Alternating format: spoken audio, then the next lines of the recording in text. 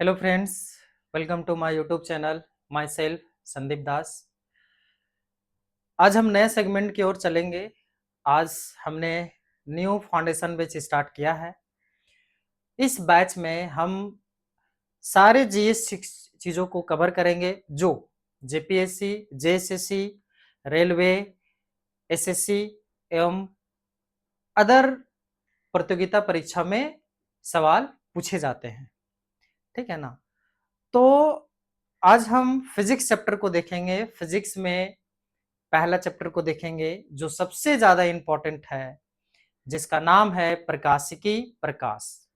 ठीक है, ऑप्टिक्स। यहां से सवाल हर एग्जाम में, जितने भी कॉम्पिटिटिव एग्जाम है सभी एग्जाम में पूछे जाते हैं। जितने भी स्टेट पीसीएस हो गए, सेंट्रल से हो गए, ठीक है ना, तो सवाल पूछते ही हैं। ठीक है, तो फिजिक्स का वेटेज थोड़ा सा ज्यादा हो जाता है। तो हम फिजिक्स के बारे में चैप्टर चैप्टर वाइज, हर चैप्टर वाइज को देखेंगे और पर डे क्लासेस होंगी। पर डे आप लोग क्लासेस को लीजिएगा और यहाँ से कुछ ना कुछ आपको सीखने को मिलेगा। तो आज हम प्रकाशिकी की ओर चलते हैं। प्रकाशिकी में पहला चैप्टर, पहला सेगमेंट को देखेंगे तो वो है प्रकाश। ठीक है, प्रकाश क्या है इसके बारे में समझते हैं। जैसे कि प्रकाश ऊर्जा का वह रूप है जो विद्युत चुंबकीय तरंग, के रूप में एक स्थान से दूसरे स्थान तक गमन करता है। प्रकाश क्या है? प्रकाश ऊर्जा का, एनर्जी का एक फॉर्म है जो इलेक्ट्रोमैग्नेटिक वेव के रूप में एक स्थान से दूसरे स्थान तक गमन करता है। ठीक है, अब इलेक्ट्रोमैग्नेटिक वेव क्या है भाई? विद्युत चुंबकीय तरंग क्या है? विद्युत चुंबकीय तरंग वह तरंग जिन्हें परिवहन करने के लिए, मतलब चलने के लिए किसी भी प्रकार की माध्यम की आवश्यकता नहीं होती है।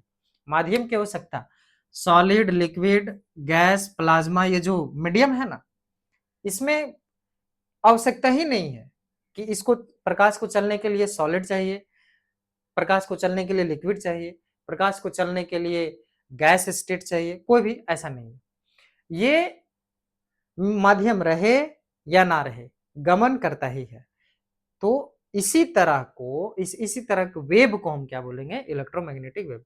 मतलब कि वह वेव जो बिना माध्यम का गमन करता है उसे वेव, इलेक्ट्रोमैग्नेटिक वेव कहते हैं। और इलेक्ट्रोमैग्नेटिक वेव को आमतौर पर हम लोग क्या बोलेंगे? नॉन मैकेनिकल वेव, अयांत्रिक तरंग। ठीक है ना, अयांत्रिक तरंग भी वही है जिसे चलने के लिए किसी भी माध्यम की आवश्यकता नहीं पड़ती है। ठीक है, वो बिना माध्यम में चलती है। जैसे सूर्य से रोशनी निकल रही है, ठीक, सूर्य से रोशनी निकल रही है और पृथ्वी तक पहुंच रही है। तो सूर्य से पृथ्वी तक गैस का तो कोई माध्यम नहीं है, वाटर का तो कोई माध्यम नहीं है, लिक्विड का। ठीक है, तो फिर भी तो आ रही है ना भाई, आ रही है।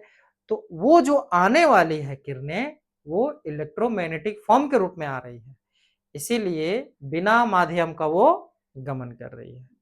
ठीक है, अब आते हैं प्रकाश का स्वभाव। प्रकाश का किस तरह का स्वभाव होता है? तो जनरली हम लोग अगर देखें, बात करें, तो प्रकाश का दो स्वभाव होता है। पहला स्वभाव होता है पार्टिकल नेचर ऑफ लाइट, जिसे हम प्रकाश के कण का स्वभाव बोलेंगे। और दूसरा स्वभाव जो होता है वो वेव नेचर ऑफ लाइट होता है। पार्टिकल नेचर ऑफ लाइट क्या होता है? मतलब प्रकाश को ऊर्जा की सूक्ष्म थैली के रूप में देखा जाता है। ठीक है ना, और इन सूक्ष्म थैलियों को क्या बोलते हैं? फोटोन बोलते हैं, है ना। पार्टिकल्स, फोटोन बोलते हैं ना, जो मतलब कि सूक्ष्म थैली जो होते हैं, माइक्रो जो पैकेट्स होते हैं, किसका? प्रकाश के ऊर्जा के, है ना, वो मैक्रो पैकेट्स को ही फोटोन बोलते हैं। और प्रकाश के कण के सिद्धांत पर, मतलब फोटोन के सिद्धांत पर ही बात करें तो प्रकाश में तीन प्रकार की प्रक्रियाएं होती हैं। अब क्या क्या प्रक्रियाएं होती हैं? तो प्रकाश में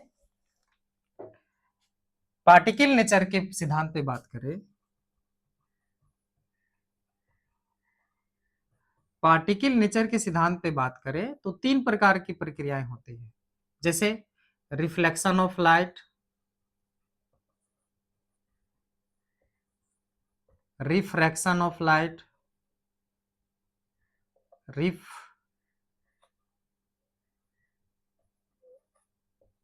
रिफ्रैक्शन ऑफ लाइट, और तीसरा बात करें total internal reflection, total internal reflection. Reflection of light मतलब प्रकाश का परावर्तन, रिफ्रैक्शन ऑफ लाइट प्रकाश का अपवर्तन, और टोटल इंटरनल रिफ्लेक्शन मतलब प्रकाश का पूर्ण आंतरिक परावर्तन। ठीक है, तो इसमें हम तीन प्रकार के इसको देखते हैं। ठीक है, केस। अब भाई सेकंड में आ जाते हैं प्रकाश के वेव नेचर में, है ना। प्रकाश का दूसरा आज क्या हो जाएगा, ये वेव नेचर ऑफ लाइट, प्रकाश के तरंग के स्वभाव के मैं अगर बात करें तो इसमें भी तीन प्रकार की होती हैं। ठीक है ना, क्या होता है भाई, डिस्पर्सन ऑफ लाइट होता है, डिस्पर्सन ऑफ लाइट। उसके बाद आ जाएगा diffraction of light, diffraction of light. और तीसरा अगर बात करें तो interference, interference of light. Dispersion of light मतलब कि प्रकाश का विक्षेपण। ठीक है, डिफ्रैक्शन ऑफ लाइट प्रकाश का विवर्तन, और इंटरफेरेंस ऑफ लाइट का मतलब हो गया है प्रकाश का व्यतिकरण। अब भाई ये चीजें क्या है, और फिर ये चीजें क्या है, मतलब कि 6 केस, 3 केस हम पढ़ेंगे पर पार्टिकल नेचर में, और 3 केस क्या पढ़ेंगे, वेव नेचर में। तो ये तीनों तीन तीन मिलाकर के 6 हो गया, ये 6 में क्या क्या बोलता है इसके बारे में हम आगे देखेंगे। ठीक है, तो आप ये समझ गए पूरी तरह से, है ना। अब बात आता है कि प्रकाश में क्या होता है, वेव होता है। वेव क्या है भाई, वेव किसे बोलेंगे, है ना। वेव, वेव होता क्या है इसको थोड़ा सा समझ लेते हैं, वेव। ठीक है,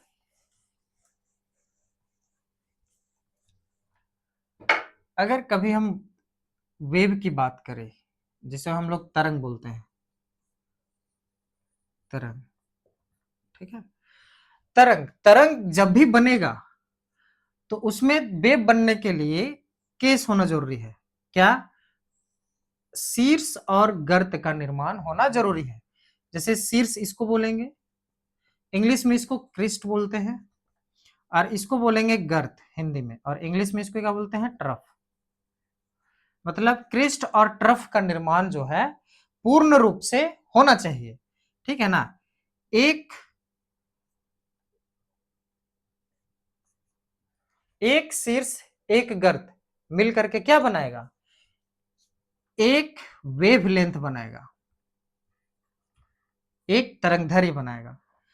और उसी तरह अगर ये बढ़ते गया, अब जितना नंबर में जाएगा, जैसे कि दो दो दो यहां पर शीर्ष हो गया और दो यहां पर गर्त हो गया, तो इसे हम क्या बोलेंगे, दो वेवलेंथ। ठीक है ना, इसी तरह जितना भी लंबा जाएगा उसे हम वेवलेंथ बोलेंगे, मतलब वेव की लंबाई, जिसको बोलेंगे तरंग का धैर्य, तरंग धैर्य। क्लियर है। ठीक है, अब आ जाते हैं भाई